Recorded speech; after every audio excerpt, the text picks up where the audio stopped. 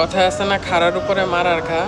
পর্তুগালে মিনিমাম স্যালারিতে থাইকা যদি কোনো জরিমানা খাইতে হয় তখন অবস্থাটা যে কতটা ভয়ঙ্কর হয় সেটা তোমাদের সাথে শেয়ার করি আজকে। পর্তুগালে যারা আছে তারা জানে মাদালেনা থেকে একটা ডান সাইডে একটা মোড় ঘুরতে তোমার প্রহিবিশন সাইন আছে। তো আমি তাড়াতাড়ি করে যাওয়ার জন্য ওই প্রহিবিশন সাইনটা নামাই না, আমি ডানে ঢুকাই দিই। তো সাথে সাথে গাড়ির ওই পারেই এখানে ট্রানজিট পুলিশ থাইকা আমাকে 60 ইউরো জরিমানা ধরাই দিছে। আমাকে সাথে সাথে দিতে হইব টাকাটা, আদারওয়াইজ তারা আমার লাইসেন্স নিয়ে যাইব এবং এটা 60 ইউরো থেকে 300 ইউরো পর্যন্ত কইরা তারা বাসায় লেটার পাঠাইব। তো আমি কি করবো, বিপদে পড়া সাথে সাথে কইরা 60 ইউরো জরিমানা দিলাম।